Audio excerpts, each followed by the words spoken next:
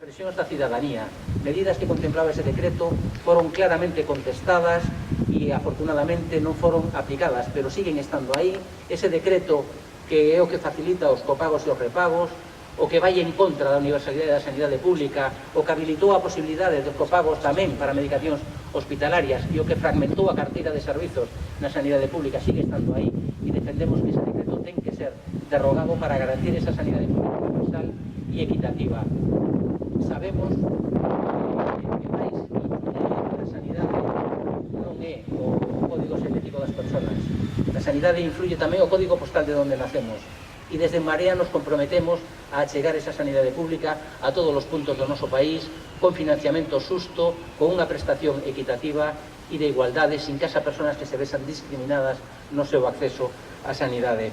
Todo este é o noso compromiso, o compromiso que temos con Galicia, cas galegas e cos galegos.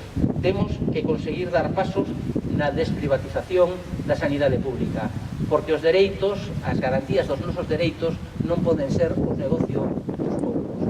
Por eso apostamos por esta candidatura de Marea.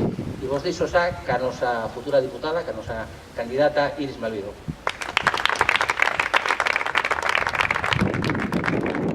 Bueno, eu son Iris Malvido, son a candidata ao Congreso pola provincia de Pontevedra. Bueno, son unha persoa, como podedes ver, moza, e de feito son a única persoa moza que encabeza unha candidatura por esta provincia. A proposta de Marea para a provincia de Pontevedra se basa en tres eixos. Se basa na potenciación da industria, porque a industria é o motor social e económico de Galicia, e en concreto a potenciación da industria de Vigo. Se basa na defensa do sistema público. Se o explicou moi ben antes Moreira, un sistema público que defenda unhas pensións dignas, un sistema público que defenda unha sanidade e unha educación de calidade e gratuita. Se basa tamén na defensa do ecoloxismo, xa falou Mari de eso. É importante que estemos nos ali, que en Marea este en Madrid, é garantía de que ENCE non se lle concede ninguna sola prórroga máis. Queremos a ENCE fora da ría e defenderemos eso en Madrid e onde faga falta. Ademais, é obvio que a defensa destes eixes fase dende Marea, dende unha aposta clara pola mocidade e polas mulleres. Hoxe en día, a incorporación das persoas ao mercado laboral é o que marca a desigualdade. É dicir, que o feito de que as persoas nos incorporemos ao mercado nos últimos 3-4 anos ou incluso agora mesmo é o que vai a marcar que estemos en un mercado laboral precarizado. Por qué? Porque hai unha destrucción do emprego bestial, unhas tasas de temporalidade, unhas tasas de parcialidade que son insostibles e ademais os salarios que estamos percibindo, principalmente as persoas mozas e as mulleres, están moi por debaixo do salario mínimo interprofesional. Non o digo eu, o dicen as estadísticas, o di a Axencia Tributaria, o di o Instituto Nacional de Estadística e o Instituto Galego de Estadística. Esta situación de precariedade e de inestabilidade laboral ten unha serie de causas. A primeira, a deixadez de persoas que levan na política máis tempo do que eu levo viva, que levan na política 30 ou 40 anos e ainda non fixeron nada pola provincia de Pontevedra, non fixeron nada polas galegas e polos galegos. E a segunda é a reforma laboral, as reformas laborales. Non só a implantada polo PP, sino tamén a implantada polo PSOE, que están provocando que se destrúa emprego, están provocando que sexa imposible construir unha industria e construir empregos de calidade. Esa é a situación na que nos atopamos e o compromiso de Marea en materia de industria, en materia de emprego, en materia de xerar riqueza social para a nosa provincia é derogación das reformas laborais, a asunción de competencias en materia de inspección de traballo. As traballadoras teñen que ter a capacidade para decidir no seu futuro e eso solo pasa pola descentralización das tomas de decisión. Se as persoas que traballamos, se as persoas que están traballando non son capaces de tomar as decisións sobre o seu futuro, non podremos cambiar as cousas. Por eso necesitamos as competencias. É moi importante estar no Congreso. É importante porque as galegas e os galegos temos que ter voz. As galegas e os galegos temos que estar onde se toman as tomas de decisións estratégicas. Somos a única alternativa que consigue representación, que lle están dando representación ás estadísticas ao bipartidismo. Somos a alternativa para conseguir que as galegas estemos representadas, para que se defenda o noso patrimonio, se defenda a nosa cultura, se defenda a nosa lingua, se defenda a nosa industria, se defenda o Vigo industrial, se defenda tamén un futuro e unha xeración de riqueza nesta provincia, se defenda o ecoloxismo, se defendan as pensións, se defenda a educación, se defenda a sanidade. Somos e queremos defender e loitar por un futuro. Somos e pertencemos, ou no meu caso pertenzo a Xeración Xabarín, estamos aquí e imos cambiar o mundo, ou cando menos intentalo.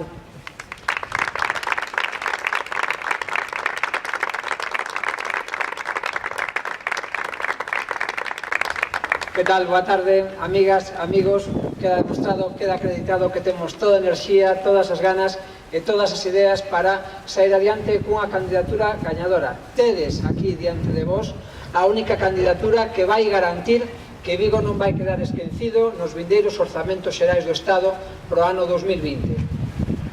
Un vigués, fai un momento vindo por aquí, me parou pola rúa e díxome: Luís, non se pode mellorar Galicia sin mellorar Vigo, e non se pode mellorar Vigo sin ternos en conta.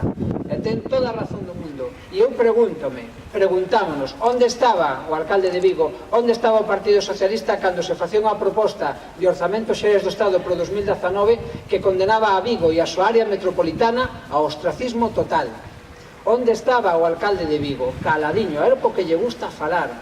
Mentres os orzamentos propuñan deixar esta cidade sin a saída sur, sin conectar a rede ferroviaria co corredor atlántico ferroviario, sin conectar o porto con toda unha rede competitiva para facer unha mellor captación de mercadorías. Onde estaba o alcalde de Vigo, onde estaba ese Partido Socialista cando neses orzamentos se deixaba sin oportunidades de desenvolvemento económico, sen desenvolvemento industrial, un activo tan importante como era para nos o porto e como era para nos a rede ferroviaria.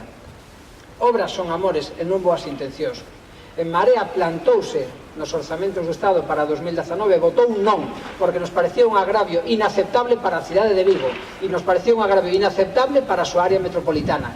Ese é o compromiso. Nos vimos aquí a presentar unha candidatura con promesas, sí, pero con feitos tamén. E nós fomos coherentes hasta o final, e foi algo que nin o Partido Socialista nin os seus socios nos orzamentos foron quen de facer, e por esa razón nos presentamos aquí ca garantía de ser a única forza política fronte ao bipartidismo que vai ser capaz de sacar adiante Vigo. Pero non solamente Vigo, a súa área metropolitana e o conxunto do país, porque nós queremos ampliar dereitos para toda a cidadanía. Cando estamos falando de derrogar as reformas laborais do Partido Popular e do Partido Socialista, beneficiamos as maiorías sociais viguesas, pero tamén as maiorías sociais de toda Galicia e de todo o Estado español. Queremos traballar, e queremos traballar con dereitos. Queremos traballar con salarios dignos para chegar con dignidade a final de mes. Por eso queremos derrogar as reformas laborais. Queremos ampliar dereitos, sumar, sin restar para ninguén. Queremos máis liberdades, por eso reclamamos a derogación da Lei Mordaza que hasta agora non conseguimos. E esta ampliación de liberdades é para a xente de Vigo, unha xente especialmente mobilizada, activa, que non se conforma, que non se rinde, que loita, pero tamén da toda a cidadanía de Galicia e do Estado. E hasta agora non se fixo. Por que non se fixo? Mirade, o que nos xogamos nas eleccións do 28 de abril non é si dereita sí, si dereita non. As dereitas é claro que non suman. Todas as enquisas deixan claro que as dereitas non suman. Logo, o que nos estamos xogando é que maioría se compón no Congreso dos Deputados. Queremos unha maioría de Partido Socialista con Ciudadanos. Esa maioría nos aboga a seguir coa Lei Mordaza, a seguir cas liberdades públicas recortadas. Esa maioría nos aboga a seguir coas reformas laborais que fai que vivamos na precariedade. Ese pacto entre o Partido Socialista e Ciudadanos fai que non teñamos oportunidades de desenvolvemento socioeconómico, porque os orzamentos para 2020 serán como os do 19, uns orzamentos claramente lesivos para Galicia e singularmente lesivos para a área metropolitana de Vigo. Non, nós non queremos restar nin en dereitos, nin en xustiza social, nin en desenvolvemento socioeconómico de Galicia. E non queremos vivir das subvencións, nós queremos vivir xerando renta e riqueza, queremos oportunidades. E por eso pedimos uns orzamentos dignos, e para iso necesitamos construir unha maioría en clave social, en clave democrática e en clave plurinacional que crea no desenvolvemento socioeconómico do noso país como fai en Marea. Por iso, a partir do día 28, cunha presencia de Marea renovada e afortalada, en Madrid teremos a capacidade, en primeiro lugar, para non deixar a ninguén atrás. Ese é o primeiro compromiso social e político de En Marea, que todo o mundo teña oportunidades. A xente de Vigo, a xente de Galicia merece oportunidades na vida. E son oportunidades que neste momento están sendo negadas por un sistema laboral que é gravemente lesivo. Estamos ahora mesmo nunha serie de protestas no sector do telemarketing, cas despedidas de voz. Por que estamos padecendo iso?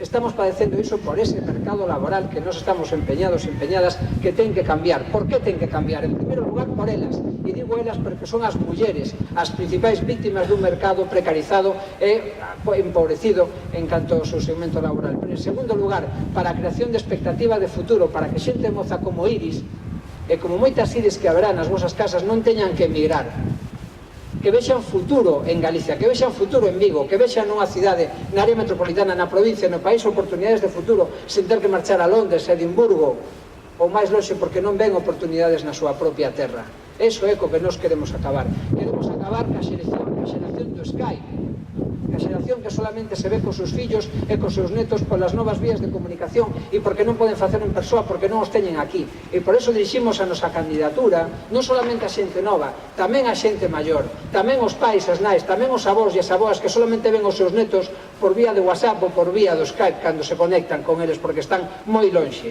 Queremos crear oportunidades de futuro para todas elas e para todos eles, para os que están aquí, para os que tiveron que marchar e para os que quixeran volver.